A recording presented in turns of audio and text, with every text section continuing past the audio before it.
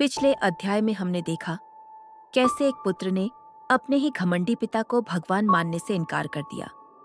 इस पिता पुत्र की लड़ाई में कौन जीतेगा, चलिए देखते हैं।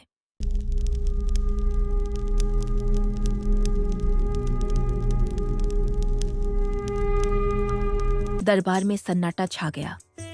राजा की गर्जना अब भी गूंज रही थी, पर सामने खड़ा था उसका अपना पुत्र, जिसकी आंखों में डर का नाम तक नहीं था। राजा ने गौर से देखा, यह कोई साधारण विरोध नहीं था।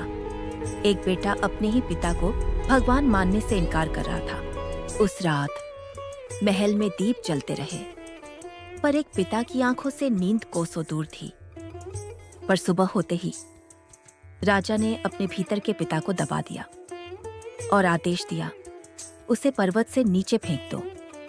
सैनिक उसे ले चले ऊंचे पर्वत की ओर, पर प्रहलाद ने एक बार भी पीछे मुड़कर अपने पिता को नहीं देखा और एक धक्का, प्रहलाद खाई की ओर गिर पड़ा। पर उसके होंठों पर न भय था, न शिकायत। गिरते हुए भी वह नारायण का नाम जपता रहा, जैसे उसे विश्वास हो कोई उसे थाम लेगा। और धरती ने उसे थाम लिया, जैसे माँ अपने बच्चे को गोद में उठा लेती है। वह सुरक्षित था। पर सैनिक लौटे और बोले, महाराज, आपका पुत्र जीवित है। एक क्षण को उसके भीतर का पिता कांप उठा, पर दरबार के सामने वह कमजोरी नहीं दिखा सकता था। उसने गर्जना की, हाथियों को तैयार करो। और राजा के कहने पर प्रहलाद को एक विशाल हाथी के सामने डाल दिया गया। विशाल हाथी दौड़ा, पर जैसे ही वह पास पहुंचा, वह झुक गया, मानो प्रकृति भी उस बालक की रक्षा कर रही हो। अब यह केवल क्रोध नहीं था, यह अपमान था। उसका आदेश बार बार असफल हो रहा था। क्रोध में अंधे हिरण्यकश्यप ने अपने ही पुत्र को सर्पों के बीच डालने का आदेश दिया, पर विष भी उसके पास आकर शांत हो गया।